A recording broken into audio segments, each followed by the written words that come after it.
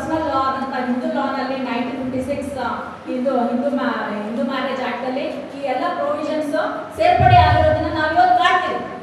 So ಹಾಗಾಗಿ ಅವರ ಕಂಡಂತ ಕನಸು ಇವತ್ತು ನನಸಾಗಿದೆ ಅಂತ ಹೇಳೋದಕ್ಕೆ ನಮಗೆ ಹೆಮ್ಮೆ ಅನಿಸುತ್ತೆ. ಅದಾದ್ಮೇಲೆ ಅವರು ಬರೆದಂತ ಅನಿಲೇಷನ್ ಆಫ್ ಕಾಸ್ಟ್ ಇದು ಒಂದು ಮುಖ್ಯ ಪುಸ್ತಕ.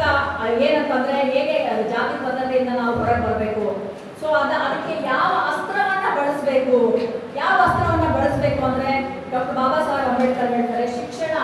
ಅವ್ರ ಮುಖ್ಯವಾದ ಧ್ಯೇಯ ವಾಕ್ಯ ಏನು ಅಂತಂದ್ರೆ B educated, B organised and B agitated.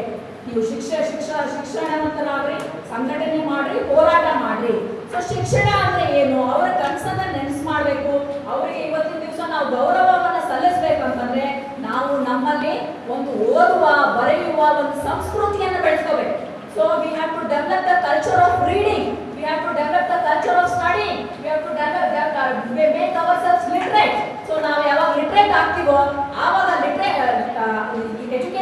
Education ಯಾವಾಗ ಕಮರ್ಷಿಯಲೈಸ್ ಆಗೋದಿಲ್ವೋ ಆವಾಗ ಏನಾಗುತ್ತೆ, ಸಂವಿಧಾನಕ್ಕೂ ಒಂದು ಅರ್ಥ ಬರುತ್ತೆ, ಆಮೇಲೆ ಸಮಾನತೆಗೂ ಒಂದು ಅರ್ಥ ಬರುತ್ತೆ ಅಂತ ಡಾಕ್ಟರ್ ಬಾಬಾ ಸಾಹೇಬ್ ಅಂಬೇಡ್ಕರ್ ಅವರು ಸ್ಪಷ್ಟವಾಗಿ ಹೇಳ್ತಾರೆ.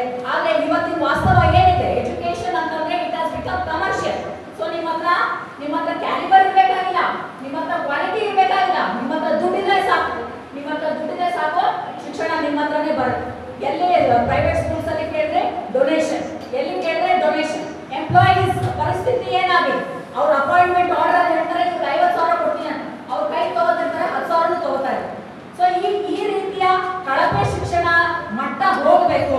ಅದಕ್ಕೆ ನೀವು ಉತ್ತಮವಾದ ಶಿಕ್ಷಣದ ಪಡೆಯುವಂತ ಒಂದು ಸಂಸ್ಕೃತಿಯನ್ನ ನೀವು ಬೆಳೆಸ್ಕೋಬೇಕು. Culture of learning is what is very important. That will make you educated and that will be the day when the dream of Dr. Baba Saheb Ambedkar will come true ಅಂತ ನಾವು ಹೇಳಕ್ಕೆ ಇಷ್ಟಪಡ್ತೀನಿ.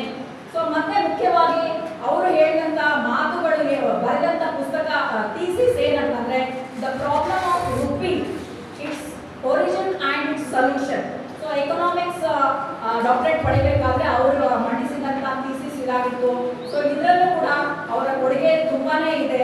ಅವರ ಒಂದು ನಮ್ಮ ನಾಗರಿಕರಿಗೆ, ನಮ್ಮ ಒಂದು ಜನಸಾಮಾನ್ಯರಿಗೆ ಕೊಟ್ಟಂತ ಮೆಸೇಜ್ ಏನಂದ್ರೆ I like the religion that teachers liberty, equality and fraternity. ಅಂತ ಧರ್ಮವನ್ನ ನಾನು ಬೆಂಬಲಿಸುತ್ತೇನೆ. ಎಂತ ಧರ್ಮ ಇರಬೇಕು ಅಂದ್ರೆ ಪ್ರತಿಯೊಬ್ಬರಿಗೂ ಸಮಾನತೆ ಇರಬೇಕು, ಪ್ರತಿಯೊಬ್ಬರಿಗೂ ಸ್ವತಂತ್ರ ಇರಬೇಕು, ಪ್ರತಿಯೊಬ್ಬರಲ್ಲಿ ಭ್ರಾತೃತ್ವ ಭಾವನೆ ಇರಬೇಕು.